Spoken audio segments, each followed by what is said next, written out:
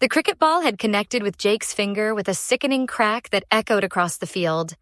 As he cradled his throbbing hand against his chest, teammates gathered around with concerned faces, their voices a chorus of, "That doesn't look good, mate," and "You need to get that checked out."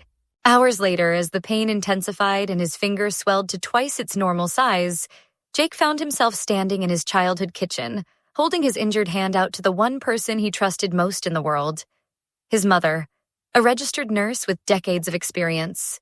"Mom, my friends think it's broken," he said, wincing as she examined the darkening bruise spreading across his knuckle. Her response cut through him like ice.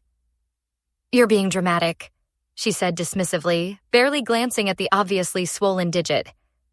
"It's not broken. You're just complaining, and you'll be wasting everyone's time at the hospital. Put some ice on it and stop being such a baby." Jake's heart sank.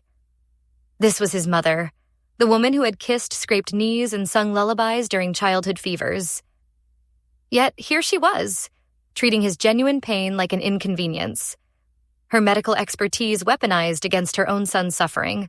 For nearly a week, Jake endured excruciating pain, his finger turning deep purple and swelling until he could barely move it. When friends expressed concern, he found himself defending his mother's diagnosis. "My mom looked at it. She's a nurse. She said it's fine." But their worried faces spoke volumes, and eventually their persistent, "Your mom is wrong. Go see a doctor," broke through his loyalty. The X-ray told a different story. Not only was the finger fractured, but the break was severe enough to require surgery. 2 screws now held the bone together, a permanent reminder of the week of unnecessary agony he'd endured because he'd trusted his mother's cold assessment over his own body's screams for help. This wasn't an isolated incident. Jake could trace a pattern stretching back to his childhood, his mother's aggressive dismissal of any illness or injury within the family. When he'd sleep longer during a cold, she'd storm into his room, accusing him of being dramatic and warning that he'd get blood clots in your legs from too much rest. Her emotional coldness seemed to intensify whenever vulnerability entered the picture. The pattern continued into adulthood.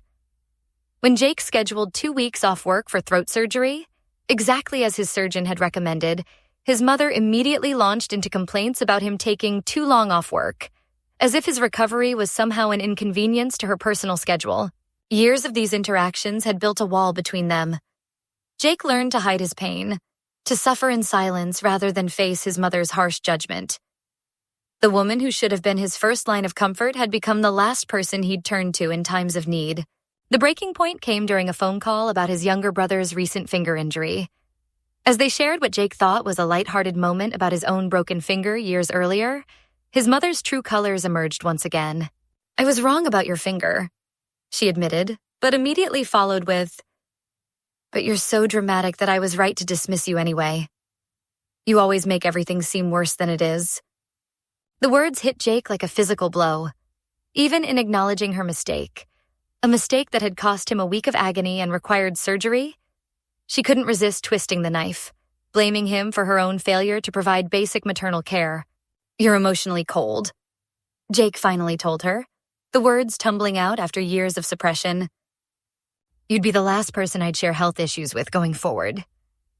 Her reaction was swift and predictable, outrage that he would dare criticize her parenting, as if his lived experience of her dismissive treatment was somehow an unjustified attack on her character. The silence that followed felt heavier than the cricket ball that had started it all. Jake was left wondering if he'd crossed a line, or if he'd finally found the courage to draw one.